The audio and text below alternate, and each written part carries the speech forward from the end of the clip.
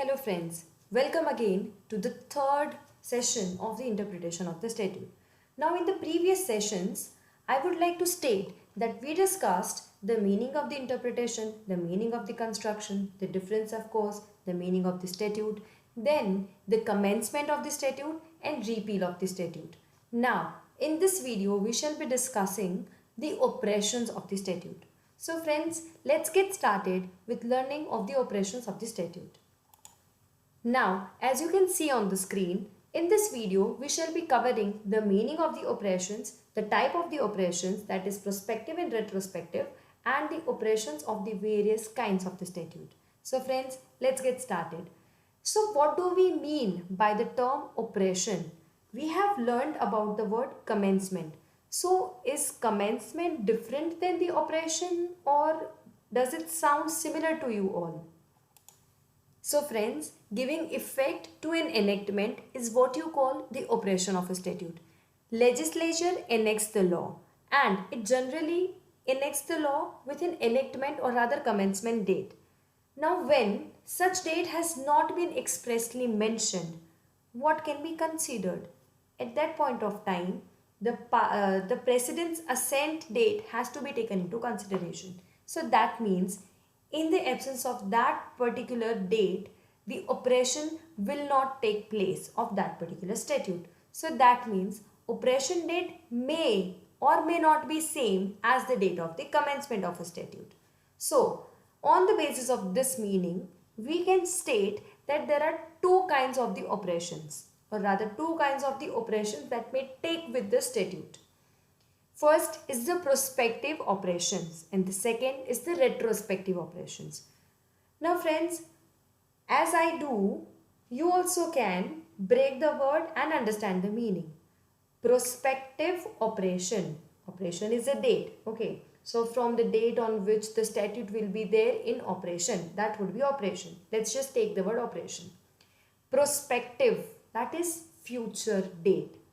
Retrospective, that means previous date.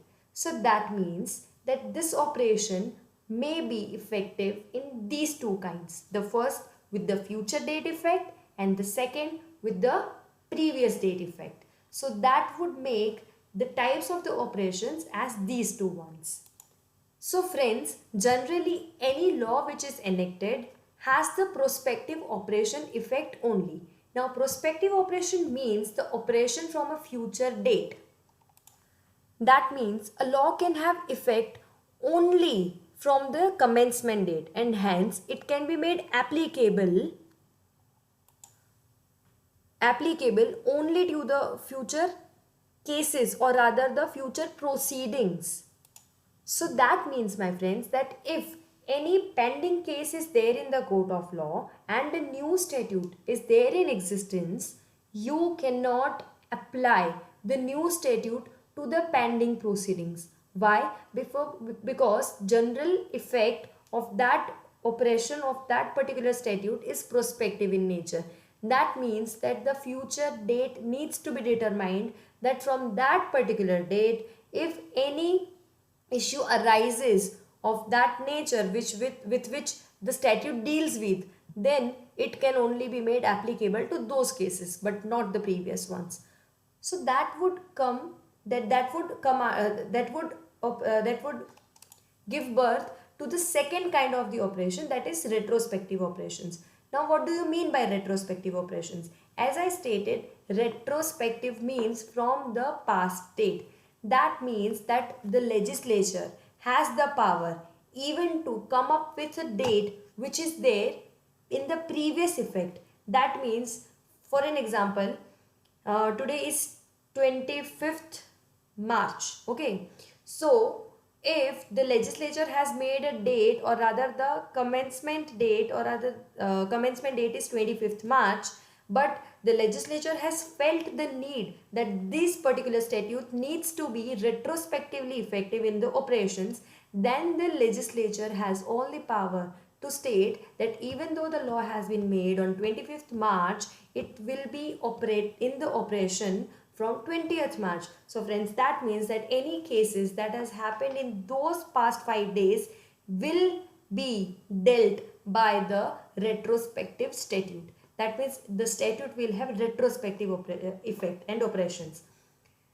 Now you shall be asking me that do we definitely have any such kind of statute which is retrospective in effect?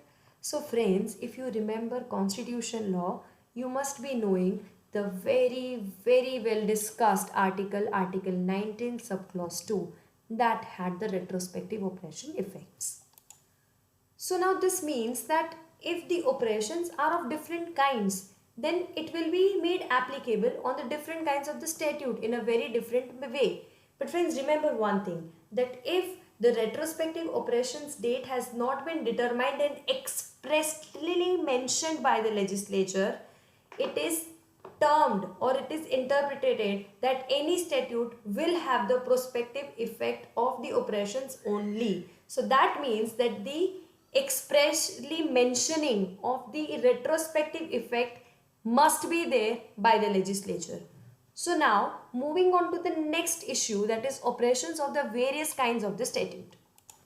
So that means that if the law is of such a nature or of such a kind, then the operation will be effective in that particular manner.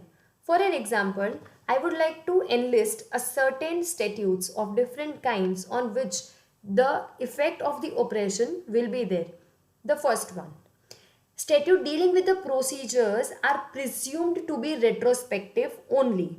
If the new act is enacted and it affects the matters of the procedure only, then it applies to all the actions which are pending as well as of the future actions. Second one, the statutes governing the succession are not retrospectively operated. Otherwise, that would lead to so many cases being pending for so long, forever, to go on and on. That is the reason they cannot be retrospective in nature. Now, the third one, the statutes which are dealing with the substantive rights, they are deemed to be prospective only. Any enactment which seeks to effect the vested rights imposes new burden and impairs the existing obligations, and so the effect must be prospective in this regard. The next scenario or next kind we can discuss is statutes regulating the transfers and the contracts which are not retrospectively effected. That means which will only be prospective in nature. Now, fiscal statutes are prospective in respect of the charging provisions but are retrospective in respect of the dealing of the procedures. That means when we are talking about the fiscal statutes, they will be divided into two different parts. One which is prospective and the other is retrospective. The provisions with regard to the procedure will be retrospective, and other than that the charging sections will be prospective in nature. So this is also possible when we are talking about a statute determining the effect with regard to certain particular area only. Now, when we are talking about different kinds of statute, we can never forget the penal statutes. So that means, my friends, that the penal statutes creating new offences or increasing the penalty also for existing offences, they are prospective only. You cannot charge somebody who has done the crime 2 years back with an imposed extra penalty because of the new statute. So that means it has to be prospective in nature. Now, penal statutes we discussed. Now, remedial statutes, my friends. So remedial statutes are not necessarily retrospective. The remedial statutes are liberally constructed. So that means it would depend from case to case. Now, statutes dealing with the appeals are prospective only. Appeals can never be treated retrospectively, my friends, right? So that is the reason the effect will be prospective only.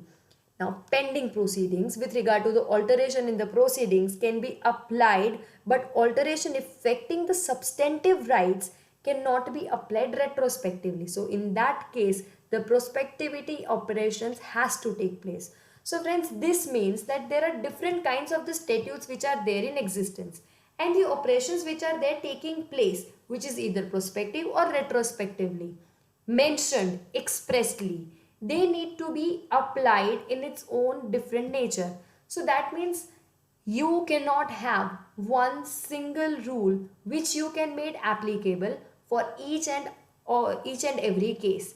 that will differ from case to case, and that wiseness of that differentiation, or rather that decision, needs to be taken by the person who is giving the justice, and that makes the interpretation very important. That is the reason that these concepts under the interpretation of the statutes become very vital when we are talking about the commencement of the statute, because we need to determine the date of the statute also, the date of the operations, that from which date that particular statute will be there in the operation, and the repeal, the effects of the repeal, of course, that if the repeal is like temporary statute, if it is temporary or rather it is perpetual, then the repeal is expressly there or it is impliedly there.